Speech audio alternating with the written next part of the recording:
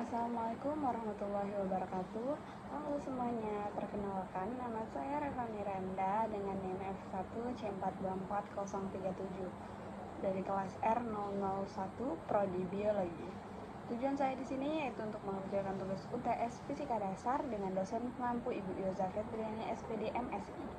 Baiklah, di sini saya akan membahas mengenai apa itu gaya.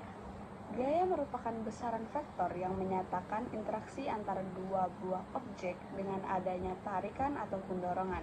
Nah, gaya sendiri dibedakan menjadi dua macam, yaitu ada contact force, yaitu merupakan seperti gaya normal, gaya gesek, tegangan tali, pegas, dan lain sebagainya. Lalu ada field force.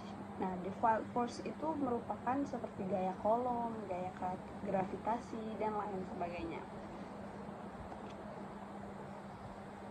Lalu ada hukum-hukum yang berlaku pada gaya. Yang pertama ada hukum 1 Newton.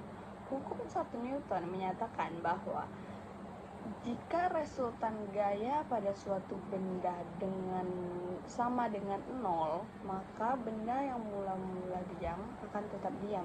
Sedangkan benda yang mula-mula bergerak maka akan tetap bergerak dengan kecepatan yang konstan. Di hukum 1 Newton ini kita menggunakan rumus sigma F sama dengan 0. Lalu ada hukum 2 Newton. Hukum 2 Newton menyatakan jika resultan gaya pada suatu benda tidak sama dengan 0, maka besarnya akan sama dengan perkalian dan percepatan. Di hukum 2 Newton ini kita menggunakan rumus sigma F sama dengan M dikali A. Lalu ada hukum 3 Newton. Hukum 3 Newton menyatakan jika benda pertama memberikan gaya, maka benda kedua akan memberikan gaya dengan besaran yang sama namun dengan arah yang berlawanan.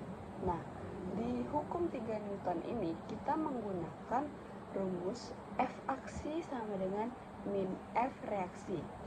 Lalu ada beberapa jenis gaya. Beberapa jenis gaya di sini yaitu ada gaya gravitasi, gaya Archimedes, gaya gesek, gaya tegangan tali, gaya pegas, dan gaya normal.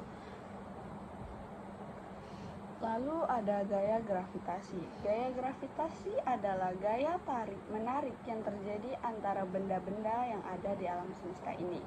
Nah, gaya gravitasi sendiri kita menggunakan rumus F sama dengan G M1 dikali M2 per R kuadrat, di mana G merupakan konstanta gravitasi dengan nilai 6,67 dikali 10 pangkat min 11. Sedangkan M1 dikali M2 itu merupakan massa objek per R kuadrat, itu R kuadrat merupakan jarak objek terhadap bumi.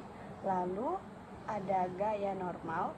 Gaya normal yaitu ketika sebuah objek menekankan sebuah permukaan, maka permukaan tersebut akan mendorong objek dengan gaya normal.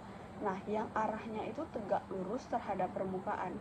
Besar gaya normal itu sendiri pun dia bergantung pada suatu keadaan dengan rumus Fn sama dengan M dikali G, di mana Fn itu merupakan gaya normal dan G merupakan gravitasi, M merupakan massa. Lalu ada gaya tegangan tali. Nah, gaya tegangan tali ini sendiri yaitu merupakan tali yang kencang dan menghasilkan gaya pada apapun yang memegang ujungnya. Jadi seperti saat kita memegang pada ujung tali. Arahnya itu selalu berada di sepanjang tali dan menjauhi objek. Besarannya pun itu bergantung kepada keadaan tali. Bagaimana kita menggunakan tali, besarnya tali, tebalnya tali. Lalu ada gaya gesek. Gaya gesek pun dianya merupakan jika suatu benda bergerak baik dalam permukaan ataupun suatu medium yang viskos seperti air, darah ataupun lain sebagainya, maka akan ada gaya yang menahan gerak suatu benda. Dan gaya yang menahan benda tersebut dinamakan dengan gaya gesek. Jika permukaannya licin ataupun dalam ruang hampa, itu maka tidak akan ada terjadinya gesekan. Nah, saya ada beberapa contoh soal di sini. Pertama itu Baiklah, di sini saya ada contoh soal.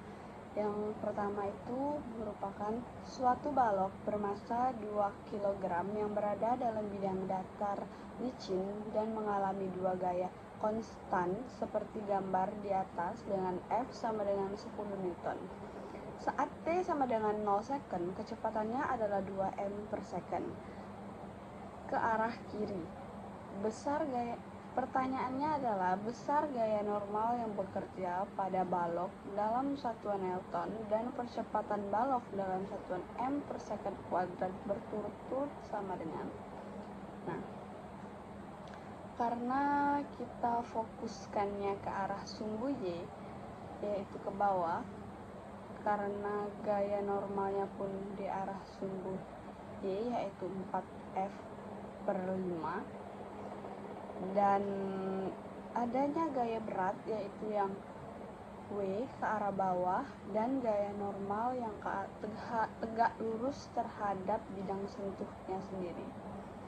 Nah, di 4F per 5 itu karena ke bawah kita nyatakan dengan min dan N itu ke atas kita nyatakan dengan positif, maka akan kita gunakan hukum 1 Newton dengan rumus sigma F sama dengan 0. Kita masukkan semuanya di kiri karena N dikurang W dikurang 4F per second. Nah, di soal ini kita akan menggunakan hukum 1 Newton dengan rumus sigma F sama dengan 0. Karena kita mencari gaya normal, jadi semuanya kita masukkan ke kiri dan sisanya kita pindah ruaskan. Jadi N dikurang karena gayanya itu negatif, jadi min W, dan 4F per 5 juga negatif, jadi min 4F per 5 sama dengan 0. Dan karena kita mencari gaya normal, maka kita pindah ruaskan menjadi W plus 4F per 5, di mana W tadi merupakan 2 kali 10 ditambah 4F, yaitu 4 dikali 10 per 5. Maka 2 dikali 10 ialah 20, 4 10 plus 4 dikali 10 per 5. Maka didapatlah hasil gaya normalnya adalah 28 Newton. Lalu kita akan mencari arah sumbu X. Di arah sumbu X ini kita akan menggunakan rumus hukum 2 Newton, yaitu sigma F sama dengan M dikali A, di mana sigma F-nya yaitu 3, di mana sigma F-nya merupakan 3F per 5 karena kita akan mencari ke arah sumbu X sama dengan 2 dikali A. Nah, 3 per 5 sama dengan 6, 2 dikali A. Karena kita akan mencari A, kita substitusikan atau pindah ruaskan menjadi 6 per 2 dan kita dapatlah hasil 3M per second. Lalu ada soal nomor 2. Soal nomor 2 ini kita merupakan suatu balok dengan massa 2 kg berada dalam bidang datar dan licin yang mengalami gaya konstan F sama dengan 10 Newton dengan arah seperti yang ditunjukkan pada gambar. Jika saat T sama dengan 0 second, kecepatannya adalah 2 m per second ke arah kiri dan besar percepatannya, gaya normal pada benda adalah, nah, kan dari gambar kita sudah ditunjukkan gaya dorongnya itu dari arah kiri ke kanan, ya berarti ke sumbu X. Maka kita tarik garis di bawahnya menjadi F sin 60. Kenapa bisa sin? Karena sesuai dengan rumus depan miring menggunakan sin 60 atau demi yang mendorong suatu benda. Nah, maka kita gunakan di sini dengan menggunakan hukum 2 Newton. Sigma F sama dengan M dikali A. Nah, sigma F di sini merupakan F sin 60 sama dengan 2 itu dari masanya, yaitu dikali A. Nah, F-nya kan 10. Sin 60 1/2 akar 3 sama dengan 2 dikali A. 10 per setengah akar 3 kan 5 akar 3 sama dengan 2 dikali A. A itu kita dapatkan menjadi 2,5 akar 3 atau 5/2 akar 3 ya. Lalu kita carilah lagi sumbu Y-nya. Nah, sumbu Y ini kita menggunakan hukum 1 Newton. Karena yang tadi kita mencari sumbu X dia ke arah kanan, kali ini kita akan mencari ke arah sumbu Y, merupakan gaya yang ke atas N-nya itu dan beratnya ke bawah. Nah, karena di sini kita menggunakan sumbu Y, jadi yang kita pakai yaitu cos 60 derajat karena dianya samping.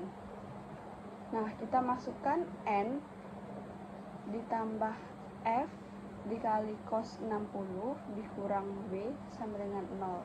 Karena kita akan mencari gaya normal, kita pindah luaskan atau kita substitusikan N sama dengan W dikurang F dikali cos 60. Tandanya awal tadi positif, kita ubah menjadi negatif. Nah, karena W-nya itu 2 dikali 10 dikurang F-nya 10 dan cos 60 sendiri merupakan setengah, maka didapatlah 2 dikali 10 20, 10 dikali setengah merupakan 5, maka 20 dikurang 5 sama dengan 15 Newton. Baiklah, sekian materi mengenai gaya dari saya. Mohon maaf bila ada kekurangan mengenai pencapaian materi ataupun kesalahan dalam penggunaan kalimat. Saya tutup. Wassalamualaikum warahmatullahi wabarakatuh.